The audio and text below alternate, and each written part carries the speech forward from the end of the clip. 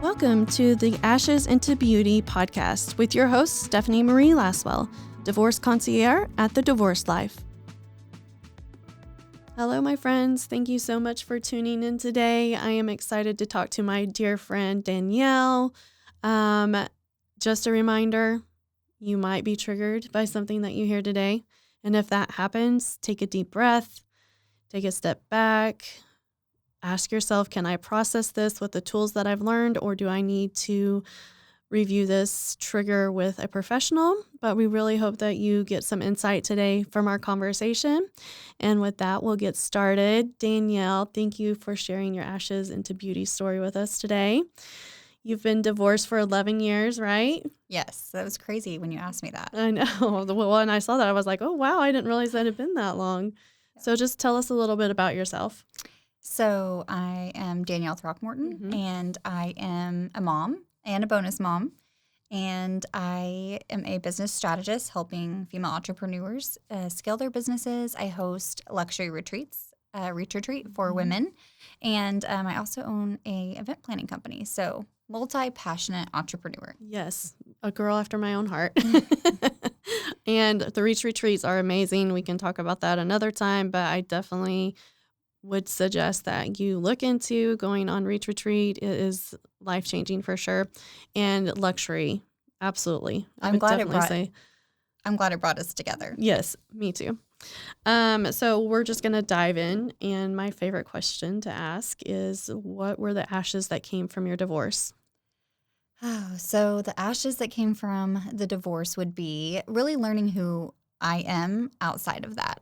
Like, it really challenged me to do a lot of inner work, healing work, be open to what brings me joy. So I would say the beauty that came from it really was just being able to kind of create my own identity outside of being someone's partner. Right. So I think, and it challenged me to explore business ownership and things. As a single mom, I had to have schedules that worked for me. And so really there's been a lot of beauty that has evolved and revealed itself over a decade. But yeah, I think it's mostly just figuring out who I was alone. Right. Without that role, without that title of wife. Yes. Yes. What would you say some of the biggest obstacles that you had to face coming out of your divorce were? Well, at the time of getting a divorce, in the immediate separation, it would have been going from two incomes, right, financial, to one. That was a big shock for me. I also was a stay-at-home mom for a year, so getting back into employment. So again, that kind of leads back to financial, but also like the embarrassment was really, really hard. Where we live, obviously. I grew up Southern Baptist, and that's a big part of this journey for me. It was really a lot of church hurt, things that came from that. And so I think that was just that part of it really hit home. Yeah, that shame. Yeah, just everyone asking questions or almost just being right. I was a young mom, so I got pregnant. I found out I was pregnant my junior year of high school on winter break. And so being a young mom and everyone kind of assuming that was going to happen anyways, it was almost like proving the statistics right. And that was embarrassing as well, because that wasn't my intention when we got married. So how did you kind of overcome that embarrassment and that shame that you were feeling? Was that something that you were able to get support through, or were there resources? How did you go through that journey to get over that obstacle? I feel like it was more rare. I ended up, we can kind of get there, but I worked in divorce for 7 years after that. So I've seen this evolution of like what you're creating didn't really exist. And also because I was young in the divorce realm, I didn't have people who were going through a similar journey, so it felt really isolating. And at the time too, like I don't really feel like therapy was talked about like we talk about it now, right? Like it was only if there's like this major breakdown and crisis of which you had to then own to go to therapy, and now it's more like who doesn't go to therapy. Right. So resources, I mean, obviously I had an attorney, an amazing attorney. We attempted mediation, some different resources like that was available to me, but I didn't really feel like I had a tribe of people who understood what I was going through. So more so in evolution now, it's taken me longer, I think, to heal than it would have if I would have had those resources. And so when you ask me that question, I think of like, it's been a journey. Yeah. Longer than you expected, I assume. Yes. And I think it comes in waves. I think we think that we're doing okay. And then something happens where your kiddo asks, like, why is your name different than mine?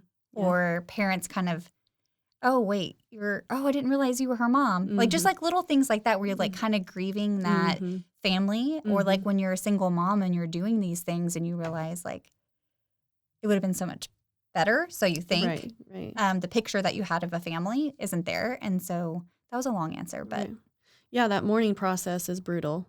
And you don't always understand why it keeps hitting you in the face over and over and over again. And it can come back years later and surprise you. I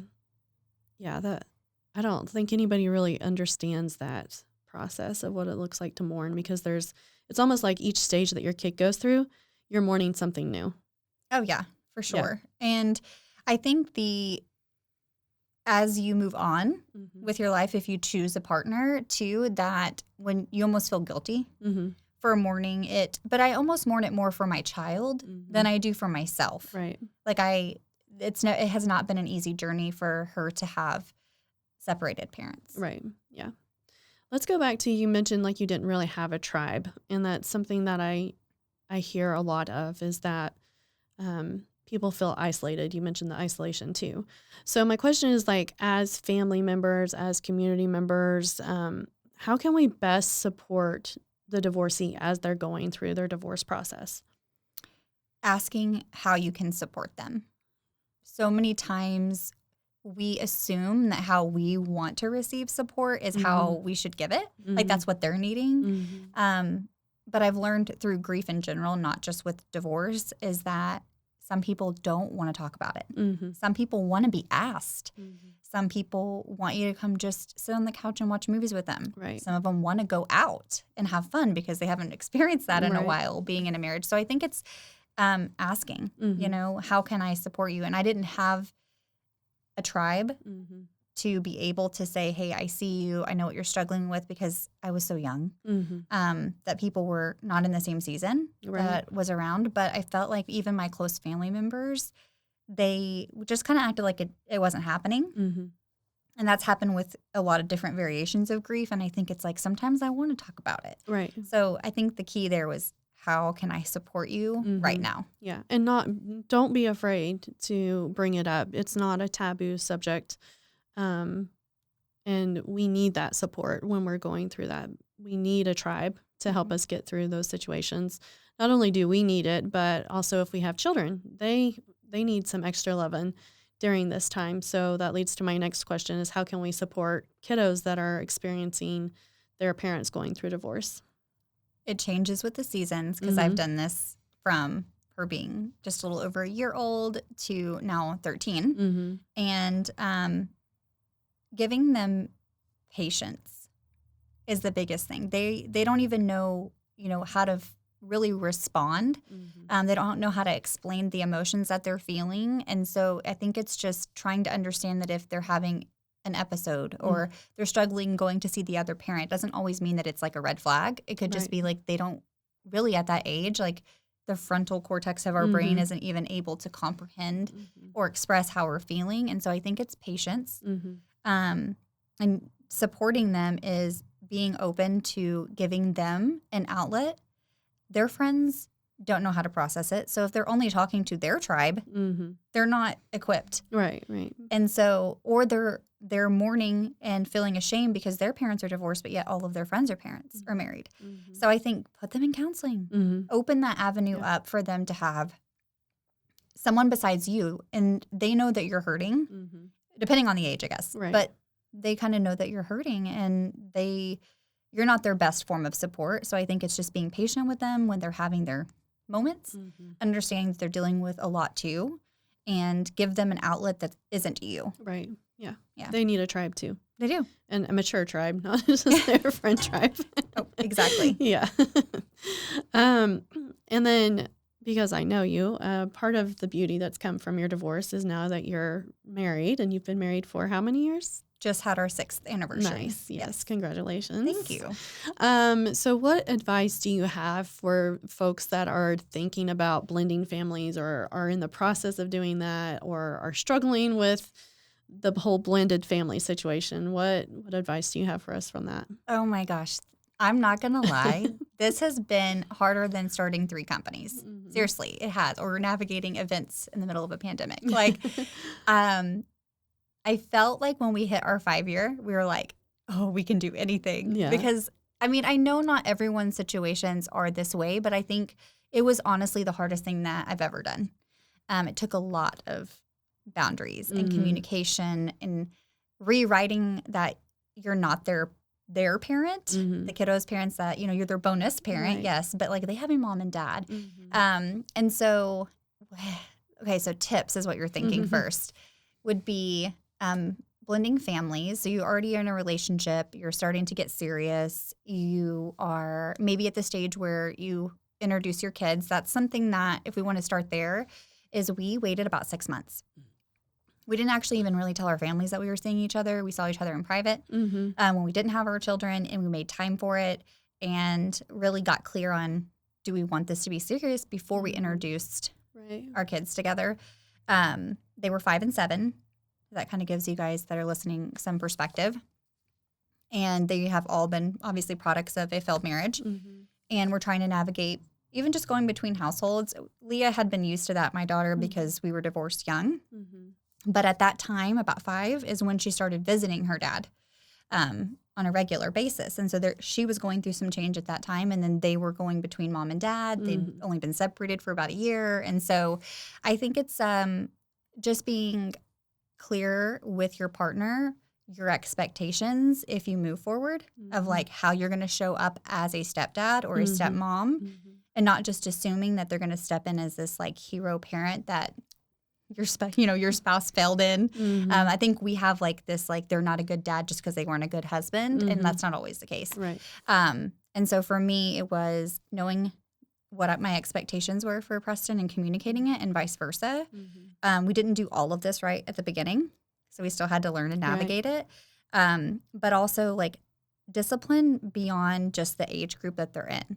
Like, what are our rules going to look like? Right. Like, are we going to let them have, when are they going to start dating? I mean, just like weird things, like just seeing how you are as parents and how you can be on the same page rather than doing that in front of the kids. So take it slow, communicate, set expectations of how you want the other parent to show up for your children, and love each other through it. Date, go on dates. Remember why you got married. Yeah, that's for sure. I mean, I give that advice all the time. Like, you have to make your marriage a priority, whether you're a second marriage or first marriage. You have to do regular date nights. It's like the law. Yeah, we're not just parents. We're also someone's wife, partner, friend, daughter. Like, we get so wrapped up in that because we love being parents. But at the end of the day, like, in order for them to learn what a healthy marriage and relationship looks like, we have to lead. Right, exactly. Yeah. So tell us about dating. Like, what did you learn in your dating experiences post-divorce? So, another tip I want to give you guys, because I just thought about it and it's relevant to this, is give yourself some time between. Don't rush. Otherwise, I feel like you repeat patterns. I did that. So I actually had a friend, a long-term friend, got into a relationship with him. I knew that it wasn't necessarily like something that, I don't know, I kind of knew like I wasn't in love with him, but I loved the idea of him. And I loved how he showed up for Leah, and it just felt like a really good support system during that season of my life. But I would say give yourself time. Dating is, by giving yourself the time, you have a chance to identify, what do I want in a partner? I remember writing it out after that relationship, after the divorce did not succeed. I remember writing out, like, what are the qualities that I want in a partner? And it wasn't necessarily like looking at it based on what my ex-husband didn't do. It's based on who I evolved into and what I wanted my future to look like, and writing out, like, what are the qualities? Like, faith is a big part, right? my relationship I had after he wasn't a man of faith. Mm-hmm. That is a huge thing for me. Mm-hmm. And it may not be to the listeners, Right. but like that's a huge barrier between how you show up in life, how you Right. celebrate your holidays. Right. Like those are like huge things that you're just not thinking about. Mm-hmm. And so communication, conversation, and get clear on how do I want to spend the rest of my life and with who. Mm-hmm. And I think it's okay to be picky. Yeah.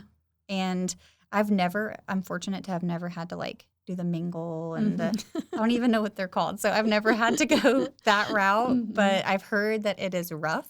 Yeah. And so be safe. That would be my other tip. Yeah. But I would just have expectations. Don't be like so ridiculous that you shut yourself off to, I mean, everyone has their flaws, but I think if you know what your core values are Right. and what you want to represent in your life, then that's what you look for in a partner. Yeah, for sure.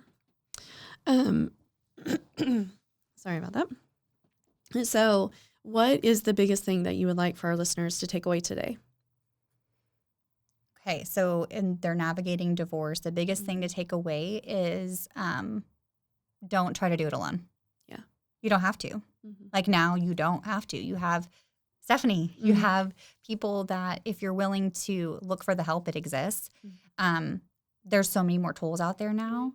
And so that would be my tip is to also, I'm going to say, get empowered around being an independent person. So many times we lose that identity and we rely on our partner. And so one of the things I love that you do is help empower around like the financial aspects. Like there's so many times when I worked for my divorce attorney for 7 years afterwards. And I learned like watching women and men both coming in and like having no idea what their finances were like or how to pay bills or what was even due or just empower yourself to not repeat the old patterns by educating yourself and getting support.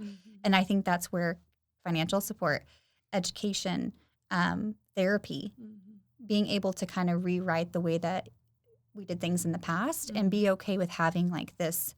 You don't want to be so independent that you can't have a support in the future, but I think it is important to really empower yourself as an individual to be a better partner. Right. Yeah, for sure.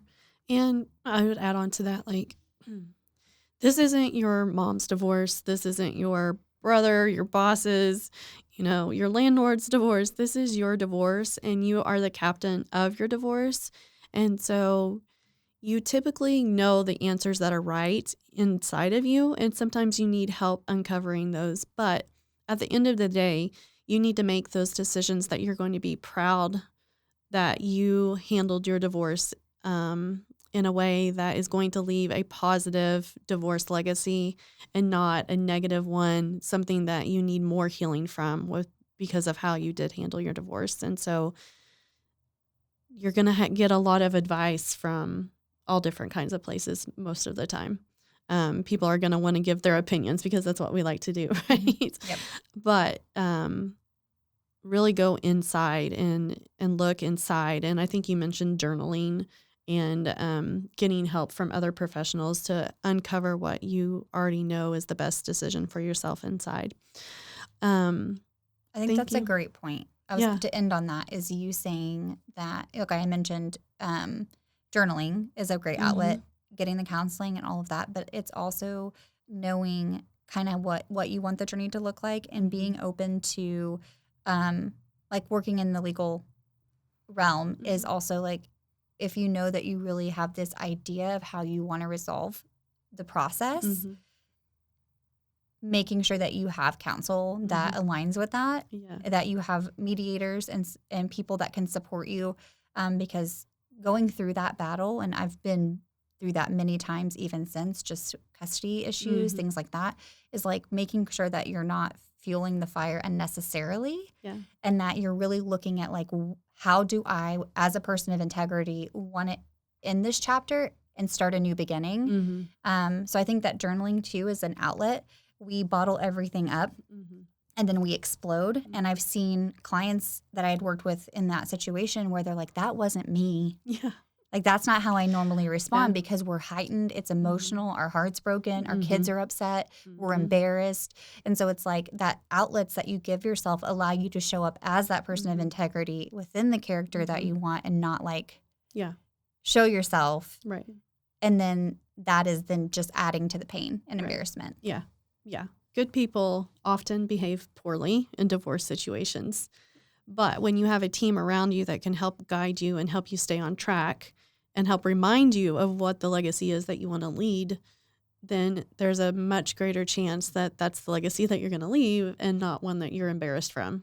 And that's huge, especially when we have children, right? Like leaving that healthy divorce legacy is just going to help them be able to heal and transition and recover from the divorce. Even yourself, like you'll just have an easier recovery time. And then going on to co-parenting and shifting in that relationship and that role is going to be a lot easier as well.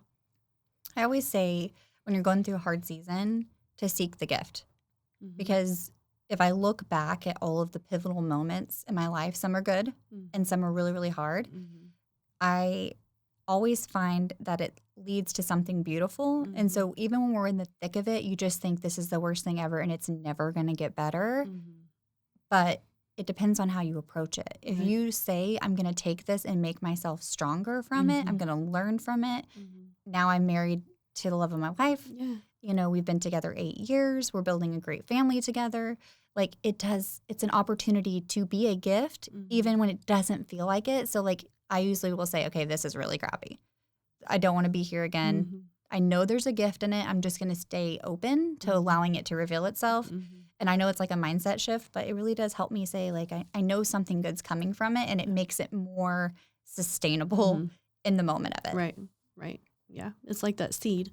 Like the seed is planted in the dark, deep, wet soil way underneath, but it needs that sunlight, and it just takes time before that seed pops up in its beautiful flower. And so that's what it is. You're going through a growing time. You're in harvest. And eventually you'll be a beautiful flower after it's all said and done, right? It's true. I think, you know, those scars are part of your story. But they, you know, you have an opportunity to say, like, that's old. Yeah. That's a part of me. It's still a part of me. I like that I'm here this many years later and getting to share about that story, as I never had the opportunity to do that. And it does end up birthing something beautiful if you just stay the course. Right. Yeah. Yeah. One day at a time. Yes. And a lot of forgiveness for yourself along the way. There's no need for that shame. No.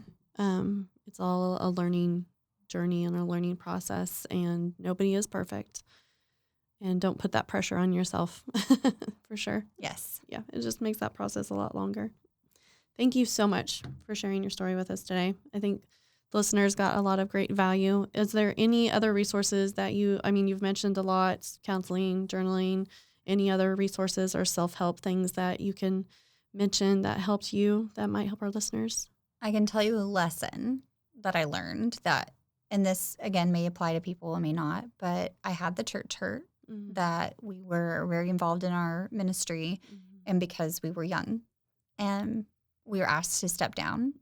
And it caused a disconnect. And when we really needed our faith or support system, we didn't have it.